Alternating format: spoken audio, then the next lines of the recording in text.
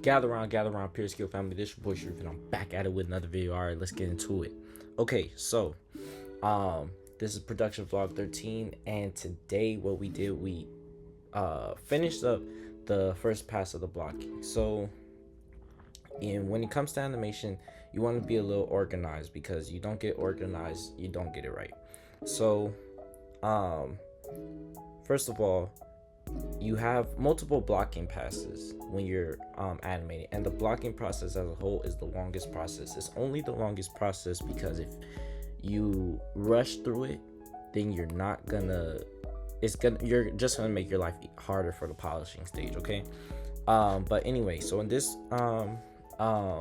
tutorial not tutorial in this vlog, we did the blocking pass, and essentially for the first blocking pass, all we did was the main keyframes, got those laid down, and started placing things, putting things in order, getting things to look right. And essentially all that's doing is making sure that our animation you could tell what's going on in it. And essentially what's going on is we're making an idle animation for the video game, and my ideal process for this idle animation is I want it to be a little bit unique. I didn't want like the normal Street Fighter idle animation, popping, having hands up, but I wanted it to really look like the characters in battle, because that's what's going to be happening in the game. And they're just watching their surroundings, right? They're just watching their surroundings and waiting for you to press the controls to make the next move, right? All right. For this part of the process, it took me about 3 hours just to get the first pass of the blocking. So you can tell animation takes a long time.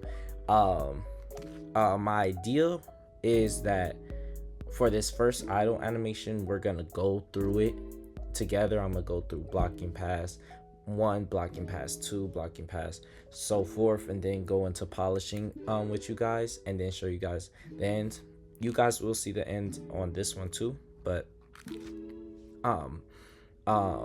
that's the idea.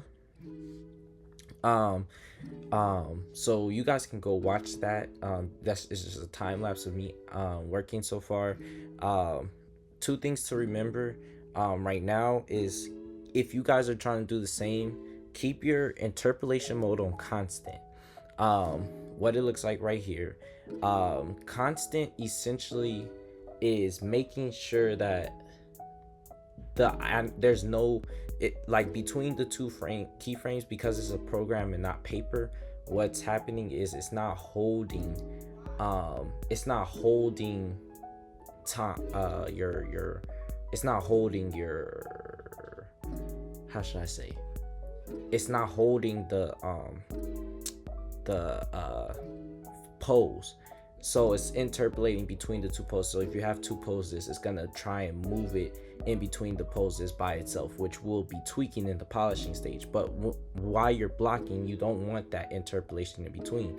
So constant just makes it stay still until it gets to the next pose, and then moves on, essentially. And then another thing you guys want to make sure to remember is to put your frame rate on 30 frames per second. For an animation or short film or whatever you guys want to make, you would use 24 frames per second, because that's typical movies. But for a game, you want the animation to be 30 frames per second. It's good for games. And then that's just the increment that games use. So they're like 30 frames per second, 60 frames per second, 120 frames per second. So it's easily scaled up. You understand what I'm saying? Scaled up and scaled down. And if you guys stay until the end of the video, I got another animation tip for y'all. So stay tuned. All right.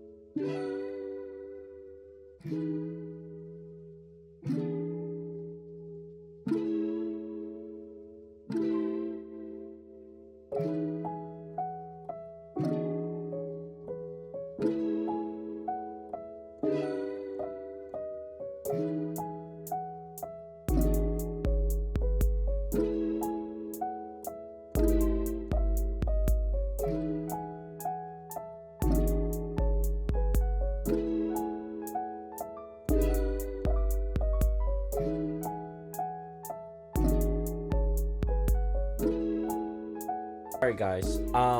So that was essentially the blocking right there, the first pass of the blocking. And I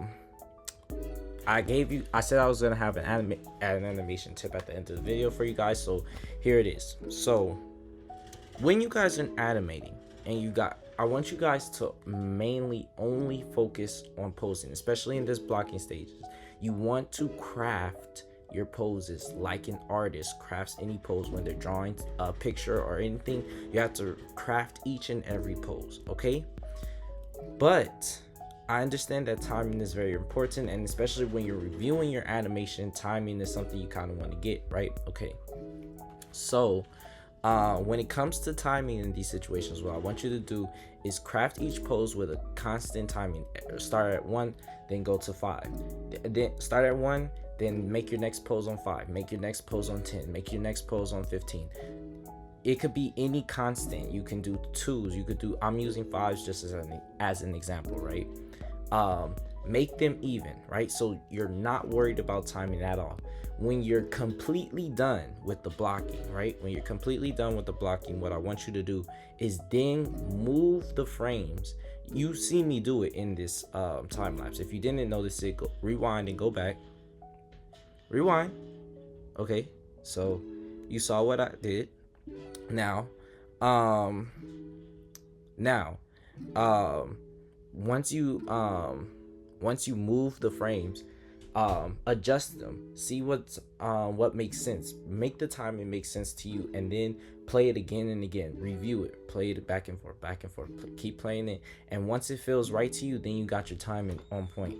And then we'll go into blocking 2, which will be the next video, where you can start putting those in between frames that really show how you get from one pose to the next pose, and gives us those overshoots. And well, I think that will be a blocking pass 3, but blocking pass 2 is basically where you put in those in between frames, where you're showing in between movement, but we're going to keep it on constant for the longest time. As soon as we switch to spline, that's when the polishing starts. But okay, watch the next video for make sure to watch the next video for more animation tips. And if you guys want a tutorial for an in-depth tutorial on animation and how I work in animation, ask for it, put it in the comments. You know what it is. All right, let's go.